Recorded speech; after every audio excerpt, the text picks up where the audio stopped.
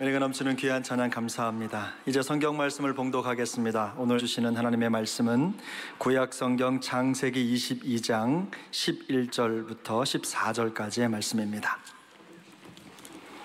창세기 22장 11절부터 14절까지의 말씀을 우리 한 절씩 교독하시겠습니다. 11절입니다. 여호와의 사자가 하늘에서부터 그를 불러 이르시되 아브라함아 아브라함아 하시는지라 아브라함이 이르되 내가 여기 있나이다 하매 사자가 이르시되 그 아이에게서 내 손을 대지 말라 그에게 아무 일도 하지 말라 내가 내 아들 내 독자까지도 내게 아끼지 아니하였으니 내가 이제야 내가 하나님을 경외하는 줄을 아노라. 하나님 아브라함이 눈을 들어 살펴본즉 한 순양이 뒤에 있는데 뿔이 수풀에 걸려 있는지라 아브라함이 가서 그 순양을 가져다가 아들을 대신하여 번제로 드렸더라. 아브라함이 그 땅 이름을 여호와 이레라 하였으므로 오늘날까지 사람들이 이르기를 여호와의 산에서 준비되리라 하더라. 아멘. 할렐루야. 저는 오늘 신년 예배를 준비하면서 제 마음에 이런 소원을 가졌습니다. 제가 목회자이기 이전에 이 한 해 동안 참 예배자가 되게 해주십시오. 우리가 교회에 많은 직분을 가진 중직자도 있고 가정마다 아버지 어머니 노릇도 하고 또 자녀로서의 역할도 하지만 우리는 여러 또 공적인 직분도 있지만 이 한 해 제일 중요한 것 중에 하나가 우리가 하나님 앞에서 참 예배자가 되게 하여 주십시오. 그리고 이 강단을 새초부터 새말까지 은혜의 구름기둥 진리의 불기둥으로 지켜주시옵시고 무엇보다도 성령의 기름 부으심을 충만케 하여 주시옵소서. 그런 간절함이 있었습니다. 오늘 저는 요즘 신적 개입 시리즈를 계속하고 있는데 어떻게 보면 오늘 말씀은 신적 개입 시리즈의 하나님의 심정이 가장 절실하게 표현된 가장 어떻게 절정이라고 할 수 있는 중심이라고 할 수 있는 그런 부분이라고 할 수 있습니다. 오늘 본문은 하나님의 여호와의 산에서 준비되리라. 그리고 제가 이 말씀을 준비하면서 그렇구나. 지난 성탄주일부터 제가 시작하면서 담을 뛰어넘나이다. 그리고 송구영신 예배 때 여러분 너가 어디로 가든지 기억이 납니까? 그렇게 하고 오늘 여호와의 산에서 준비되리라는 이 내용들이 물 흐르듯이 그렇게 자연스럽게 이어지구나 이런 생각이 들었습니다. 오늘 하나님께서 우리가 어떤 처지에 있든지 상관이 없이 주님이 주시는 세미한 음성을 듣고 오늘 예배당을 떠나시기를 바랍니다. 오늘 이 본문은 창세기 22장 본문은 아주 드라마틱한 내용입니다. 아브라함이 이삭을 모리아산에 바치는 그 귀한 일들을 통하여 단순하게 아브라함이 이삭을 바쳤다 하는 그 수준이 아니고, 이것은 나중에 모리아산에서 예루살렘 성전이 세워지고 또 골고다에 예수님께서 모리아산 근처의 예루살렘 거기에 십자가의 사건을 통하여 돌아가시는 구원의 큰 역사와 연결이 되어 있습니다. 그래서 이걸 볼 때에 오늘 본문은 복음의 내용의 총집합이라고 말할 수 있고, 우리가 사랑하는 바울 사도는 아브라함이 믿은 하나님은 죽은 자를 살리시고 없는 것을 있게 하시는 하나님이시니라, 이걸 깊이 깨달았어요. 그래서 믿음의 조상 아브라함이 경험한 복음, 아브라함이 경험한 십자가, 아브라함이 경험한 부활의 능력이 여기에 나타나 있는 것입니다. 좀 더 깊이 살피면 하나님께서 아브라함의 아들 이삭을 바치라고 그랬어요. 근데 이 이삭은 눈에 넣어도 아깝지 않을 만한 그런 아름다운 청년이었어요. 이삭의 지금 이 나이가 20한 6, 7세 되었다고 그러는데 그 아름다운 청년을 바치라. 얼마나 큰 고뇌의 시간을 가졌겠어요. 고뇌하고 그러다가 이제 내가 어떤 것보다도 하나님 순종하는 것이 우선순위라고 생각하고 10절에, 오늘 앞에 10절에 뭐라고, 손을 내밀어, 이삭을 결박하고 손을 내밀어 칼을 잡고 그 아들을 잡으려고 한 거예요. 그러니까 11절에 하나님께서 여호와에서 하늘로부터 갑자기 아브라함아, 아브라함아. 하나님도 급하셔가지고 두 번씩이나 불러요. 아브라함아, 아브라함아. 저는 마음에 서운합니다. 올 한 해 우리 삶의 부분마다 급할 때마다 하나님께서 우리 성도들을 아브라함아, 아브라함아 부르시듯이 저와 여러분의 이름을 불러가면서 역사하시고 개입하시는 축복이 있기를 바랍니다. 아브라함아, 아브라함아. 하나님의 신적 개입을 통하여 사랑과 순종의 테스트에 통과하니까 하나님께서 16절에 하나님의 선포가 있어요. 하나님이 맹세하시고 하나님이 선포하셨는데, 너가 이같이 행하여 너의 아들 독자도 아끼지 아니하였은즉, 그리고 17절에 보니까 무슨 말씀이 나오는가? 내가 너에게 큰 복을 주고 내 씨가 크게 번성하여 하늘의 별과 같고 바다의 모래 같게 하도록 하시겠다. 그리고 내 씨가 대적의 성문을 차지하리라. 여기에는 단순히 아브라함에게 하나님이 은혜 주셨다 이게 아니고 복음의 깊은 신비와 능력이 나타나는 것이에요. 그래서 이 한 해 동안 사랑의 교회에 속한 우리 모든 영적 가족은 복음의 신비와 능력을 깨닫는 한 해가 되기를 바라는 것이에요. 그게 무슨 말이냐? 여기 복음의 능력이 어떻게 나타났는가? 오늘 창세기 22장 앞부분 21장까지는 창세기 3장에서 아담과 하와가 불순종을 하고 그 불순종 때문에 생긴 수많은 저주와 죄의 싹, 아픔, 상처, 고통, 황폐함, 메마름, 이 모든 불순종의 역사가 오늘 창세기 22장 아브라함의 이 이삭을 바치는 모리아 사건을 통하여 순종의 역사로 바뀌게 되는 것이에요. 그러니까 아담의 불순종을 통한 죄악의 상처와 죄악의 저주가 아브라함의 순종을 통하여 순종을 통한 의의 역사, 생명의 역사, 치유의 역사, 복음의 신비한 능력을 체험할 수가 있는 것이에요. 오늘 이와 같은 은혜가 우리 성도들에게 이 의롭게 되는 것, 치유의 길, 오늘 아까 말씀한 대로 없는 것이 있게 되는 이런 대역전의 은혜가 있기를 바라는 것이에요. 그리고 여기에 대해서 조금 더 자세하게 14절을 보니까 뭐라고 되어 있느냐 하면, 아브라함이 그 땅 이름을 여호와 이르라고 그랬는데 14절 뒤에 오늘날까지 사람들이 이르기를 여호와의 산에서 준비되리라 그렇게 했어요. 여호와의 산에 준비되리라. 사실은 엄격하게 말하면, 시제를 말하면 13절에 숫 양이 미리 준비되어 있었기 때문에 준비되었다라고 해야 되는데 준비되리라는 미래 시제를 썼어요. 그리고 이것은 단순하게 어린 순양 하나가 준비되는 것이 아니고 여호와의 산에서 준비되리라는 것은 앞으로 어린 양 되시는 예수 그리스도가 십자가의 사건을 통하여 우리 모두가 다 그 앞에 나가 우리의 죄를 자백하고 예수 그리스도를 개인의 구세주와 주님으로 영접할 때에 앞으로 오고 오는 수많은 세대의 사람들에게 이 복음의 역사가 펼쳐지리라. 그것 때문에 마땅히 과거 시제를 써야 함에도 불구하고 미래 시제를 쓴 것이에요. 여기에 복음의 신비가 담겨 있는 것이에요. 이 미래 시제가 담겨 있는 예수 그리스도를 통하여 주실 그 은혜가 담겨 있다는 사실을 우리가 믿어야 되는 것이에요. 이걸 조금 더 이렇게 서포트하고 이걸 조금 더 신학적으로 이렇게 버텨주는 것이 뭐냐, 이걸 도와주는 것이 뭐냐 하면, 여러분 역대하 3장 1절에 보면 이런 내용이 나와 있습니다. 같이 보겠습니다. 솔로몬이 예루살렘 모리아 산에 여호와의 전 건축하기를 시작하니 그곳은 전에 여호와께서 그의 아버지 다윗에게 나타내신 곳이요. 오늘 이 솔로몬이 모리아 산에서 여호와의 성전 예루살렘을 건축했는데 그 자리가 바로 뭐냐면 이삭을 바친 모리아 산이 된 것이에요. 이런 복음의 신비가 나타나 있는 것이에요.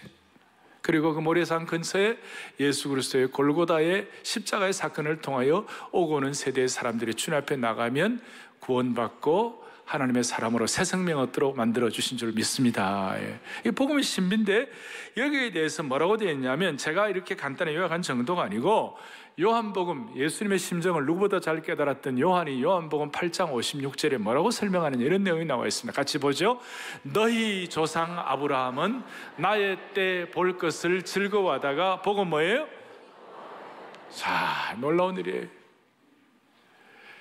요한복음 8장은 가늠한 여인이 그 수치스러움과 부끄러움과 죽을 것 같은 그런 고통의 상황을 예수님께서 너를 정죄하던 자가 어디 있느냐, 다 떠나고 없다고 그랬을 때 가서 다시는 죄를 범치 말라. 예수님의 음성을 듣고 죄 사함의 치유의 역사를 경험한 일이고, 이런 것들을 유대의 지도자들이 보고 마음이 좋지 않아 가지고 예수님을 막 공격하니까 예수님 뭐라고 말씀하시느냐, 유대인들이 제일 믿음의 조상으로 생각하는 아브라함이 나의 때 볼 것을 즐거워하다가 기뻐하였다. 이게 무슨 말인가? 그러니까 유대의 지도자들이 무슨 말을 하느냐, 너가 아직 50도 안 되었는데, 유대인들이 가로되 내가 아직 50세도 못 되었는데 아브라함을 보았느냐? 뭘 말씀하는 거예요? 오늘 아브라함의 이 모리아 산에 순양을 드리는 이 사건, 여호와의 산에서 준비되는 이 사건을 통하여 예수 그리스도께서 사역하실 예수 그리스도의 구원의 역사를 예표로 본 것이에요. 여기가 엄청난 진리가 포함되어 있고, 베드로 사도는 이걸 깨닫고 난 다음에 예수 그리스도는 이미 모리아 산에서부터 죽임당하신 어린 양으로 우리의 죄를 짊어지고 가실 분이다, 베드로서 1장에 그렇게 말씀하고, 요한 사도는 이걸 깨달아가지고 요한계시로 계속 이어지는 것이 뭐냐, 예수 그리스도는 죽임당하시는 어린 양이시다. 그리고 뭐라고 하냐, 창세 때부터, 창세기부터 예수 그리스도는 죽임당하실 어린 양으로, 그것이 아브라함의 모리아 산의 사건을 통하여 복음의 신비한 능력을 펼쳐주신 것이다. 이걸 오늘 저와 여러분들이 깨달을 때 이것이 어떤 은혜가 있는가, 2019년 한 해 순간순간마다 아브라함처럼 복음의 능력과 신비를 강력하게 깨닫는 축복이 여러분들의 있기를 바라는 것이에요. 요한이 깨달았던 진리를 여러분들이 같이 한번 합독하겠습니다. 하나님께로부터 나신 자가 그를 지키심에 악한 자가 그를, 아멘. 저는 이 복음의 능력과 신비함이 여러분들의 깨달으심으로 말미암아, 예수님의 보혈의 능력이 확신됨으로 말미암아, 보혈의 능력이 오늘 이 한 해의 삶의 구석구석마다 채워주셔서 악한 자가 만지지도 못하도록 은혜 주시기를 바라는 것이에요. 저는 여러분들을 섬기는 목회자로서 제가 여러분들을 위해 할 수 있는 게 최고의 것이 뭘까? 뭘 제가 여러분들에게 해드리면 좋겠는가? 제가 목회자로서 할 수 있는 최고의 것이 뭘까? 저는 오늘 마음속에 소원하는 것이에요. 이 복음의 신비한 능력이, 아브라함이 깨달은 그 복음의 능력이 주님의 때를 보고 기뻐하고 십자가의 은혜를 깨달은 그 은혜가, 보혈의 능력이 사랑의 교회 성도들의 삶의 곳곳마다, 구석구석마다, 삶의 부분마다 함께하여 주셔서 악한 자가 만지지도 못하게 하여 주십시오. 이걸 제가 기도하고 이걸 소원하는 것이 제가 목회자로서 여러분들에게 해드릴 수 있는 정말 소중한 것이라고 저는 믿는 것이에요. 다시 한번 이 한 해 새초부터 새말까지 사랑의 교회에 속한 모든 성도들의 삶의 영역마다 복음의 피의 능력의, 보혈의 능력이 여러분들을 악한 자가 만지지도 못하도록 여러분들을 보호해 주시기를 바랍니다. 구체적으로 그러면 어떻게 우리를 보호해 주실 것인가? 여호와의 산에서 준비되리라. 여호와 이레, 이 복음의 능력이 어떻게 해 주실 것인가? 제가 볼 때 1단계, 2단계, 3단계가 있어요. 그래서 1단계, 2단계, 3단계를 가지고 오늘 우리가 기도의 제목을 삼고 1년 내내 기도할 때 하나님께서 우리 온 성도들의 머리끝부터 발끝까지 보호해 주시리라고 믿습니다. 1단계는 뭐냐? 13절에 보니까 아브라함이 눈을 들어 살펴본 적 이삭 대신 이제 양을 바쳐야 되는데 양이 어디에 있을까 하고 봤는데 살펴본 적 한 순양이 뒤에 있는데 뿔이 수풀에 걸려 있는지라 아브라함이 가서 그 순양을 가져다가 아들을 대신하여 번제를 드렸다, 이런 내용이 납니다. 대체적으로 여러분들이 잘 아시는 거예요. 이때 아브라함의 나이가 126, 7세가 되었어요. 그리고 숫양을 드려야 하는데 순양을 찾기도 쉽지가 않아요. 본래 아브라함이 순양은 준비하지 아니하고 번제로 드릴 여러 가지 땔감 이런 거는 준비했지만 순양은 없었어요. 그러니 여러분 126, 7세 된 그 할아버지가 순양이 있더라도 잡기가 쉽겠습니까? 그 할아버지가 양이 막 뛰어다니면 말이죠, 어떻게 잡겠어요? 여러분 슬로우 비디오 본 것처럼 이렇게 할아버지가 이래 해도 못 잡을 거예요. 쉽지 않을 거예요. 근데 하나님께서 수풀에 딱 걸리게 하신 것이, 수풀에 걸리게 한 그 숫양을 잡아가지고 드릴 수 있도록 하신 거예요. 그러니까 우리 여호와의 산에서 준비되는 첫 번째는 뭐냐면 하나님께서 필요할 때마다 육신의 필요를 채워주시는 하나님이심을 믿습니다. 일용할 양식을 공급하시는 하나님이심을 믿습니다. 이거예요. 우리가 삶을 살다 보면 삶의 우여곡절이 많습니다. 여러분 겉으로 볼 때 저 사람은 행복한 삶을 산다, 저 집안은 우환이 없지, 저 집안은 괜찮지라고 생각할지 모르지만 어떤 사람도 그 집의 삶의 커튼을 살짝 열고 그 집안을 들여다보면 문제없는 집이 없고 기도의 제목이 없는 집안이 없어요. 맞아요? 네. 있어요. 다 있는데 하나님은 오늘도 분명히 말씀하시는 거예요. 숫양을 수풀에 걸리게 하셔서 지금 당장 필요를 채워주시는 그 하나님이시라면 오늘 우리 성도들의 삶에, 광야 같은 인생을 살아가는 모든 인생들의 삶에, 우리 온 성도들 영적 가족들의 삶에 오늘의 일용할 양식의 필요를 채워주시는 하나님이심을 믿습니다. 일용할 양식이 필요 없을 만큼 부자도 없어요. 우리 모두가 다 필요한 거예요. 사람은 태어날 때부터 늘 그 필요에 대한 원초적인 요구가 있어요. 태어날 때 우리 아기가 태어나가지고 엄마의 젖을 먹고 자라야 되는 거예요. 나이가 들어도 이제는 나이가 완전히 들고 노인이 되었으면 노인이 되면 또 필요한 것이만 누군가 도와줘야 하면 되는 것이에요. 그럴 때마다 오늘 우리가 마음에 소원을 하세요. 우리가 여호와 이레 하나님, 여호와의 산에서 준비되신 하나님께서는 오늘도 내게 필요한 일용할 양식을 주시는 하나님이심을 믿습니다. 일용할 필요를 채워주시는 하나님이심을 믿습니다. 주님은 말씀하셨어요. 공중에 나는 새를 보라. 그가 거두지도 않고 창고에 들이지도 않고 심지도 않는데 공중에 나는 새가 먹고 사는 거예요. 들에 피는 백합화를 보라. 그는 길쌈도 하지 아니하고 그가 어떻게 자라는지 수고도 안 했는데도 불구하고 하나님이 다 채워주시는 것이, 하나님은 우리의 일용할 양식을 채워주시는 신실하신 하나님이심을 믿으셔야 되는 것이에요.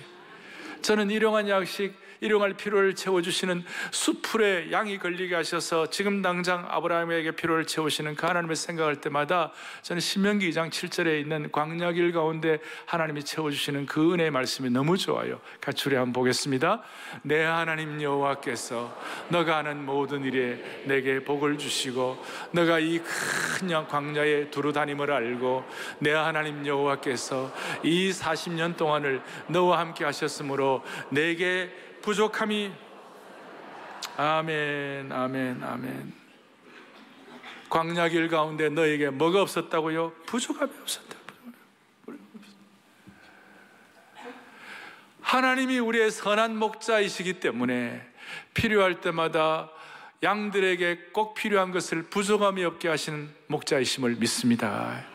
그래서 다윗은 주님이 내 목자이실 때 부족함이 없다고 그러고, 다윗에게 주신 일용할 양식을 하나님 어떻게 채우셨는가?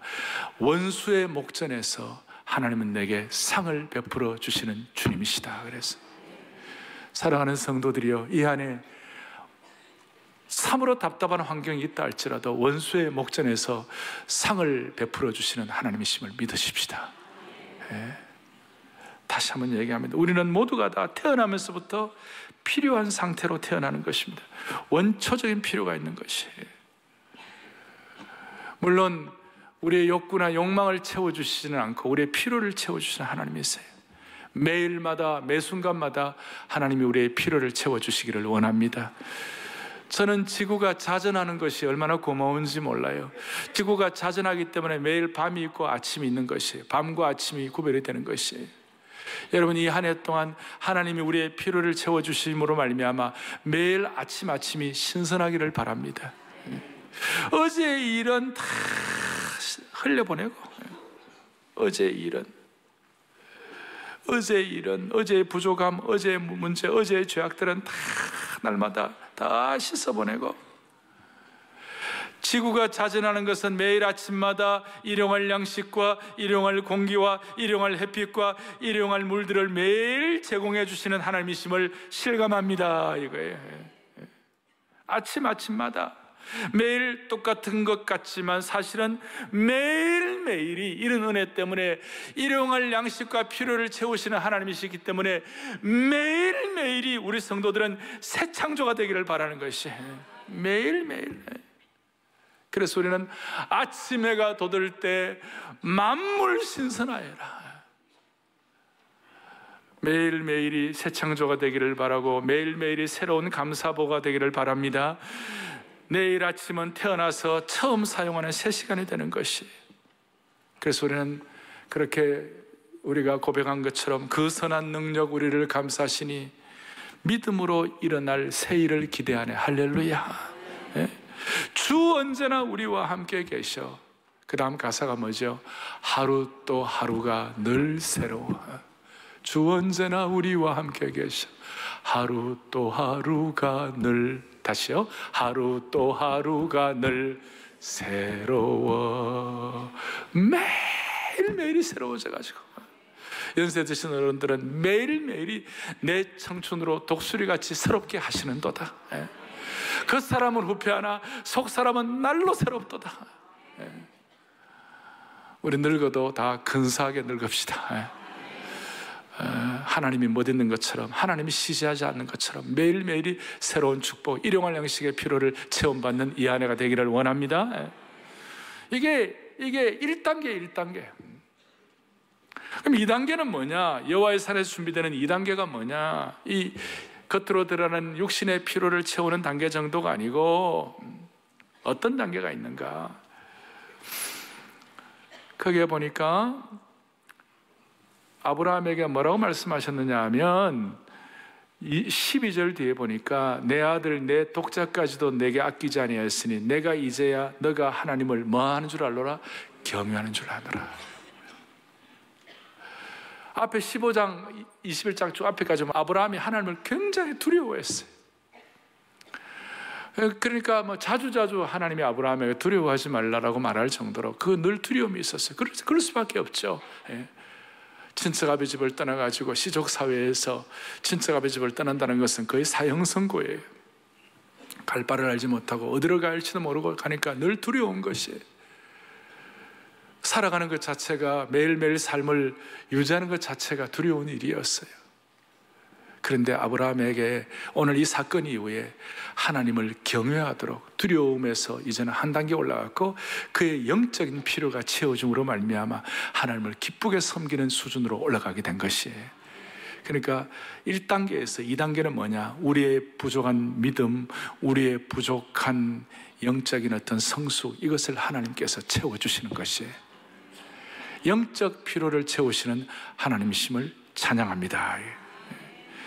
데살로니가전서 3장 10절에 보니까 너희 믿음에 부족한 것을 내가 보충하게 하려 함이라. 우리가 인내가 필요하면 인내를 주시고, 순종이 부족하면 순종할 수 있는 능력을 주시고, 소망이 필요하면 우리에게 소망으로 채워주시고, 우리의 각자의 내면의 부족함을 채워주시는 하나님이심을 믿습니다. 신앙의 초보 단계에서는 하나님 나 이거 주세요, 육신의 필요를 채워주세요, 그럴 때 내 궁핍함을 아시고 채워주시는 하나님이세요. 최근에 제가 아끼는 이런 제가 펜을 잃어버렸어요. 펜 잃어버리고 난 다음에 주님 앞에, 주님 펜을 찾게 해주세요라고 기도하려니까 조금 유치한 것 같아. 제가 제가 아끼는 거였거든요. 주간에 누가지 않아서 선물한 거였는데 아주 제가 아끼는 거예요. 유치하지만 제가 한번 기도했어요. 하나님, 목사도 필요할 때가 있으니 주여 제가 찾게 되고 2주일 동안 못 찾겠는 거예요. 그런데 어느 날 주여 또 잊어버렸는데 다시 한번 기도합니다. 찾게 해주세요. 그런데 내가 생각도 못한 곳에 어디에 떡 있더라고요. 우리 집이 아니라 교회 어디에 있었어요. 주여 감사합니다. 그런데 주님이 너가 좀 유치한 거 아니야? 어떤 자매가 이 얘기를 듣더니, 목사님 내 이 머리가, 여자는 머리가 반이라고 그러는데 머리가 반이라는데 이 폭탄 머리를 해결해 달라고 했잖아요. 그런데 기도했더니 좋은 미장원을 허락해 주셔가지고 그게 폭탄 머리가 해결됐대요. 어떻게 보면 그건 어떻게 보면 우리 1단계 신앙이 그것으로 끝난다면 조금 그렇잖아요. 진정한 신앙은 우리의 영적인 성숙, 그리고 영적인 필요가 채워지는 것이에요. 영적인 필요가 채워진다는 건 뭐예요? 아브라함이 아들 바치는 것 자체도 두려운 일이었고 다 두려웠지만 그것이 이제는 성숙해가지고 하나님을 경외하는 단계가 되고 하나님의 심정을 깨닫는 단계가 되니까 얼마나 좋은 것이에요? 순종을 통하여 내적인 필요가 채워짐으로 말미암아 하나님을 경외하는 자가 된 것이에요. 그럴 때 좀 다른 거 없어도, 다른 거 부족해도 하나님의 필요한 걸 채워주시는 걸 가지고 고백하는 거예요. 바울은 뭐라고 고백하느냐? 로마 감옥에서 빌립보에 있는 성도들에게 감옥에서 뭐라고 그러느냐? 빌립보 4장 18절에 뭐라고 해요? 이런 얘기예요. 함께 보겠습니다. 내게는 모든 것이 있고 또 풍부한지라. 기가 막힌 얘기예요. 감옥에서 옥중 서시는데 빌립보에 있는 성도들에게 뭐라고 그러냐? 내게는 모든 것이 있다. 그리고 풍부한지라. 이것은 육신적인 것만은 말하는 것이 아닐 거예요. 감옥에는 종이 한 장도 귀한 것이고 감옥에는 빵 한 조각도 귀한 것이에요. 그런데 바울이 뭐라고 고백하느냐? 내게는 모든 것이 있고 풍족하다. 할렐루야. 좀 우리 이런 경지에 올라갔으면 좋겠어요. 우리 교회 성도들이 이 한 해 동안 영적인 필요를 체험으로 말미암아 내게는 모든 것이 있고 풍족한지라. 그래서 영적인 풍부함을 가진 여유가 우리에게 주어지면 좋겠어요. 내게는 모든 것이 있고 풍족한지라. 모든 것을 가진 것처럼 말씀하는 것이. 그래서 바울은 어떤 형편에서든지 자족하기를 배웠고 배부름과 배고픔과 풍부와 궁핍에도 처할 줄을 아는 일체의 비결을 배웠다. 이것은 하나님이 필요할 때마다 채워주신다는, 여호와 이레 하나님, 여호와의 산에서 준비된다는 그 믿음이 없는 사람은 할 수 없는 고백이라고 말할 수 있는 것이에요. 이렇게 속사람이 채워질 때, 속사람이 채워진 사람은 불만 대신에 찬송을 부를 수가 있고 잠자리에서도 불면이 아니라 숙면을 취할 수 있는 축복을 베풀어 주시는 것이에요. 하나님께서 육신적인 영적인 필요를 채울 것이라는 확신을 가지면 세상 일에 일희일비하지 아니하고 바울처럼 아무것도 없는 상황에서도 내면이 흔들리지 않으니 내게는 모든 것이 있고 풍부한지라고 고백할 수가 있는 것입니다. 이게 오늘 1단계, 2단계예요.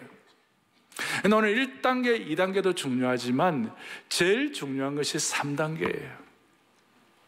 아브라함의 이 모리아 사건, 여호와의 산에서 준비되리라 여호와 이레 이 놀라운 축복을 받아 누린 것이 오늘 1단계, 2단계로 끝나지 아니하고 외적, 내적 필요, 영적, 육적 필요 이 정도로 끝나지 아니하고 하나님의 구원 역사에 동참하도록 만들어주신 것이, 영광스러운 하나님의 구원 역사에 동참하도록 만들어주신 것이, 본인이 무슨 거창하게 뭘 하겠다, 대단한 꿈을 꾸고 그거 아니라도 이렇게 순종하다 보니까 어느 순간인가 너무나 놀라운 하나님의 구원 역사의 일익을 감당하는, 구원 역사의 상징과 구원 역사의 예표가 되는 그런 축복을 아브라함이 받게 된 것이에요.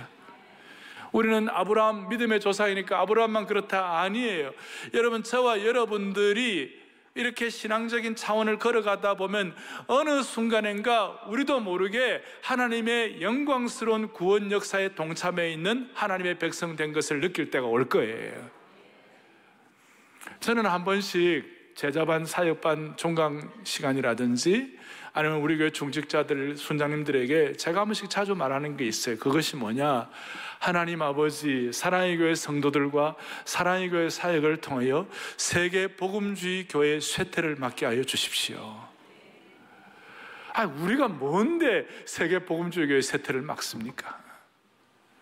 우리의 부족함이 너무나 많은데, 내 한 몸 가누기도 힘든데 우리가 무슨 세계 선교를 마무리하고 하나님의 구원 역사에 동참하는, 이게 이해가 잘 안 될 때가 있어요. 그러나 어느 순간 지나놓고 보면 나중에 어느 순간인가 나도 모르게 우리가 하나님의 구원 역사의 일익을 감당한 그런 축복을 주시리라고 믿는 것이에요. 우리 교회가 복음의 서진에 대해서 얘기하고, 그 다음 하나님 앞에서 우리가 갖는 여러 가지 믿음과 꿈과 소명에 대해서 얘기할 때마다 처음에는 이것이 익숙하지 않을지 모르지만 어느 순간 지나면 아브라함의 그 사건 하나가 구원 역사의, 복음의 신비한 역사에 놀라운 역할을 한 것처럼 하나님께서 저와 여러분들의 생애를 통하여 필요하면 하나님의 구원 역사에 동참하도록 만들어 주실 것이에요. 이삭을 대신한 숫 양은 나중에 어린 양 예수 그리스도를 예표하는 것이었어요. 아브라함 입장에서는 이삭을 바친 정도였는데 나중에는 하나님 나라 구원 역사의 모형이 되도록, 상징이 되도록 만들어주신 것이에요. 그리고 그 당시에 고대 근동사회의 신관, 그 당시에 고대 근동사회의 신에 대한 이해도를 완전히 혁명적으로 바꿔버렸어요. 당시에 고대 근동사의 신과는, 신에 대한 이해는 인간이 하나님께 뭘 바침으로 말미암아 그 신이 힘을 얻어가지고 신의 노릇을 더 잘하는 것이 그 당시의 고대 근동사회의 신에 대한 이해도였어요. 예를 들어서 사람을 산채로 바치고 몰렉이라는 신에게 바쳐가지고 아들을 산채로 태워 바쳐가지고 그 힘으로 신 노릇을 더 잘할 수 있다는 것이 그 당시의 신에 대한 이해도였어요. 그런데 오늘 이 사건을 통하여 하나님의 심장을 깨닫게 하시고, 하나님께서 이삭을 바치는 그 사건을 통하여, 물론 바치진 않았지만 그 사건을 통하여 하나님께서 하나밖에 없는 아들 예수 그리스도를 이 땅에 우리에게 보내주셔서 하나님의 안타까운 심정을 깨닫게 하시는 것이에요. 그러니까 기독교만이 계시의 종교예요. 인간이 뭘 하나님을 위해서 뭘 해드리는 것이 아니라 하나님께서 하나님의 심정을 깨닫도록 하늘의 황태자를 우리에게 보내주신 것이 기독교의 유일한 신관이에요. 이것이 신앙생활을 하다 보면 신앙의 본질이 우리가 하나님을 위해 무엇을 할 수 있는가, 그것이 본질이 아니에요. 그런 면도 있지만 더 중요한 것은 하나님께서 우리를 위해서 무슨 일을 해주셨는가, 그것이 중요하다는 것이에요. 고대 근동의 신에 대한 이해도는 인간이 바락바락 애를 쓰는 것이에요. 그러나 영적 진리와 하나님의 진리를 깨우쳐 주시면 하나님이 우리를 위해서 무엇을 하시는가를 깨닫는 것이에요. 창조주 하나님이 우리를 위해 돌아가신 것이에요. 왜? 나를 너무너무 사랑하시기 때문에. 누구를 위하여? 죄인인 나를 위하여 하나님이 해주신 것이, 생명의 공급자로서, 생명의 주인으로서 우리가 생명의 수혜자가 될 수 있도록 이 사건을 통하여 이 복음의 신비의 구원의 역사에 동참하도록 만들어주신 것이에요. 이걸 깨닫는 사람들마다 덜 배웠던 많이 배웠던 가졌던 못 가졌던 상관이 없이, 이걸 깨닫는 사람들마다 희한하게도 영광스러운 하나님의 구원 역사에 동참하도록 만들어주신 것이에요. 이걸 깨닫는 사람들마다 새로운 길이 열리기 시작하는 것이에요. 이걸 깨닫는 사람들마다 신비한 은혜의 차원이 시작되는 것이에요. 믿음의 원년이 시작되는 것이에요. 그래서 저는 소원하는 거예요. 사랑의 교회 40주년을 지나고 이제 이 복음의 신비에 동참하면서 하나님의 구원 역사에 동참하면서 새로운 40년의 원년이 되게 하여 주십시오. 새로운 40년의 은혜의 원년이 되게 하여 주십시오. 새로운 길이 펼쳐진다는 것이에요. 이 말씀을 준비하다가 제가 그렇구나 제가 사건을 보고 참 마음이 좋았어요. 독일이 동독과 서독으로 나누어져 있을 때 처음에는 베를린 장벽이 우리 휴전선처럼 그렇게 이렇게 쳐지지가 않았어요. 우리나라도 휴전선이 다 이렇게 막히기 전까지는 한 48년대 될 때까지 남북이 서로 왔다 갔다 하고 그랬잖아요. 그런데 어떤 목사님 가정 하나가 그 당시에도 동독에 있는 사람들이 이제 힘드니까 서독으로 많이 이주를 하는 거예요. 베를린 장벽이 이렇게 막혀지기 전까지. 그런데 호르스트 카스너라는 목사님이신데, 이 목사님이 동독에는 목회자도 적고 부정함이 많다는 그런 내용들을 듣고 마음에 깊은 깨달음을 갖고, 아마 하나님이 주신 소명이겠죠. 그걸 깨닫고 나는 서독 사람이지만 동독에 가서 동독의 어려운 분들을 섬겨야 되겠다. 그렇게 해가지고 동독으로 갔는데, 그때 함부르크에서 난지 6주밖에 안 된 딸을 데리고 갔어요. 가가지고 거기서 난지 6주밖에 안 된 딸을 데리고 가서 동독에 있는 사람들을 위하여 목회를 했어요. 나중에는 이제 베를린 장벽이 있으니까 공산치하에서 엄청 고생을 한 거죠. 그야말로 고난의 길, 십자가의 길을 간 거예요. 아브라함처럼 이삭을 바치기 위하여 모리아 산까지 3일 동안 걸어가는 그 길 동안에 고뇌 갖는 같은 그런 고생을 한 것이에요. 동독에서 이 호르스트 카스너 목사님은 하나님께서 주신 사명을 가지고 사역하는 동안에 많은 어려움들이 있었지만 내적 외적 필요를 하나님이 채워주셨어요. 그리고 나중에 하나님께서 어떻게 일하게 하셨는가? 6주밖에 안 된 그 딸 이름이 누구냐? 메르켈 수상이었어요. 독일의 앙겔라 메르켈. 14년째 지금 독일에서 독일 역사상 가장 장수하는 수상 중에 한 명이 되었어요. 제가 2015년도에 우리 교회 성도들과 함께 독일 국회에 가가지고 독일의 그 기민당 그때 그 여당의 책임자였던 폴 카우다라는 분을 우리 교회도 오고 싶어하는 그런 참 독일의 정치 지도자인데, 그분과 만나서 대화하는 가운데 메르켈이 수상이 어떻게 목자의 심정으로, 하나님의 심정으로, 그리스도의 정신으로 정치를 하는지 제가 듣고 참 감동했어요. 우리가 간 그날도 저 그리스가 지금 금융위기 때문에 그리스를 독일이 도와야 되느냐 말아야 되느냐 갑론을박하고 뭘 돕느냐고 막 그리스 파퓰리즘 막 뭐라고 그럴 때 메르켈이 하나님 예수님이라면 어떻게 하겠느냐, 우리가 그래도 그리스를 도와주자. 그게 그날 결정되는 걸 제가 보고 참 많은 감동을 받았어요. 오늘 이 카스너 목사님 한 분이 본인은 그냥 그렇게 한 것 같았지만 나중에 그의 딸 때문에 어떻게 보면 이 21세기의 유럽의 역사의 중요한 부분을 담당하는 그런 일들이 일어나게 된 것이에요. 사랑하는 교우들이, 오늘 우리가 이렇게 예배를 드리지만 원래 한 해 동안 우리의 마음에 소원을 담자고요. 뭐라고 담아야 되겠어요?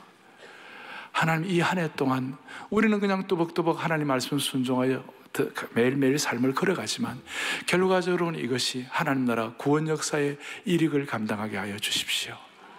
하나님이 일하시는 역사가 일어나게 하여 주십시오.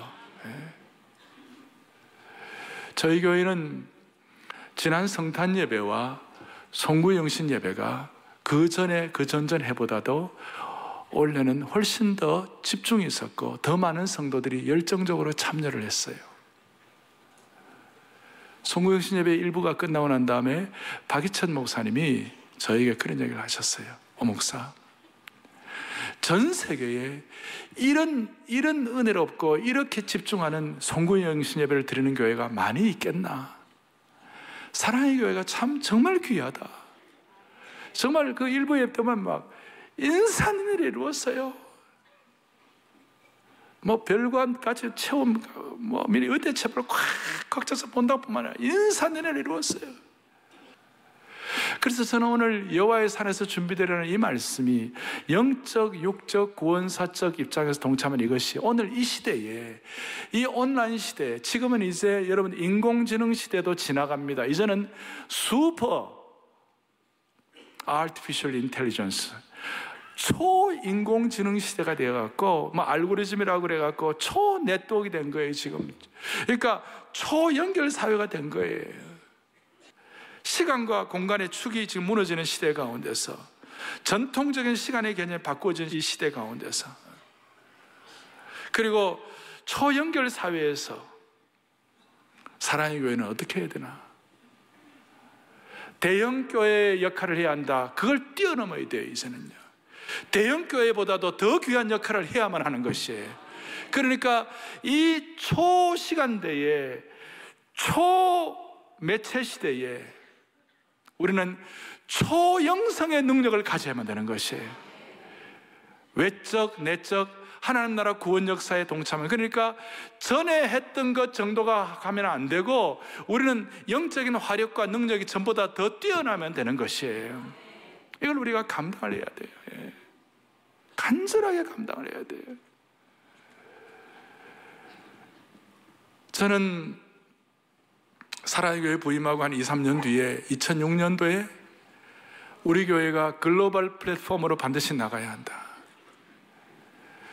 그 당시에 글로벌이라는 개념이 잘 이해가 안 될 때였지만 하나님이 불처럼 주신 마음 때문에 그렇게 해서 그걸 어떻게 해보려고 하고, 그때 발표도 하고 인터뷰도 하고 신문에 이렇게 기사들도 나오고 다 했습니다만은 글로벌 플랫폼으로 하는 그 타이밍을 우리가 쉽게 그 당시에 이렇게 잘 하지를 못했어요.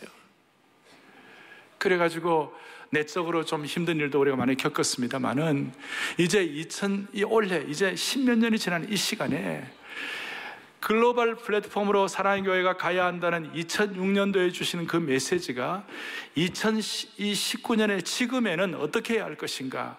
이 초매체, 초시간대에 우리가 초영성의 능력을 가지고 사랑의 교회가 대형교회를 뛰어넘어 영적인 능력과 화력을 가지고 우리에게 주신 소명을 가지고 생명 나눔, 사명 나눔, 은사 나눔의 비전을 가지고 이 시대를 우리가 섬길 수 있는 그런 은혜를 주시기를 바랍니다. 그게 디사이플 메이킹 글로벌 파트너가 되든 영적 지편전이 되든 어떤 시기건 간에 이 시기를 결코 놓치면 안 되는 것이에요. 우리가 부족합니다. 하지만 우리가 이런 마음을 가지고 소원하고 메어 달릴 때 하루하루가 늘 새로워져서 주님의 인도함을 받다 보면 하나님이 일하시리라고 믿습니다. 그리고 원래 6월 달에는 하나님 앞에 하나님이 기뻐하시는 헌당 예배 드림으로 말미암아 이 초시간대, 초지능의 시대에, 초매체의 시대에 우리는 초영성의 능력을 가지고, 그리고 특별히 아브라함은 고뇌와 고난을 받아가지고 수많은 고난이 아브라함에게 자본이 되었듯이 오늘 우리 개인적으로 공동체적으로 갖고 있는 수많은 고난의 과정을 거친 이것이 우리에게는 거룩한 자본이 됨으로 말미암아 고난의 자본이 초영성의 시대를 든든히 받쳐주셔서 우리가 이 시대를 섬길 수 있는 대형교회보다도 더 중요한 역할을 할 수 있도록 하나님이 한 분 한 분 붙잡아 주시기를 바랍니다. 가슴에 손을 얹겠습니다. 하나님 아버지, 오늘 이 말씀을 주님이 우리에게 주신 하나님의 세미한 음성으로 받게 하여 주시옵소서. 그리하여 2019년 매일 매순간마다 새초부터 새말까지 내게 모든 것이 있어서 풍부한지라 바울처럼 고백하며 하나님과 동행하는 기적 같은 삶을 지필하게 하여 주시옵소서. 우리 주 예수 그리스도를 받들어 간절히 기도 올리옵나이다. 아멘.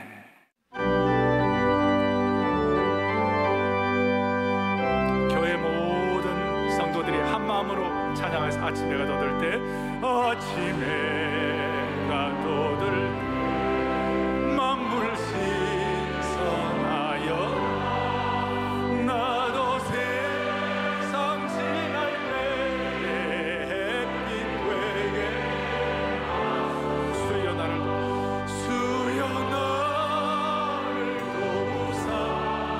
세월호 송한 곳으로 어두운 세상 지날 때 햇빛 되게 새로운 은과는 보라기 내보내고 주의 일을 행할 때에 햇빛 되게 주여 나를 도우사 세월호 송한 곳으로 어두운 세상 지날 때 햇빛 되게 밤낮주를 위하여 밤낮주를 위하여 몸과 마음을 드리고 주의 사랑 나타내 햇빛 되게 하소서. 주여 나를 도우사 세월호 송한 곳으로 어두운 세상 지날 때 햇빛 되게 두 손을 번쩍 들고 주여 나를 도우사 주여 나를 도우사 세월호 송한 곳으로 어두운 세상 지날 때 햇빛 되게 하소서. 아멘.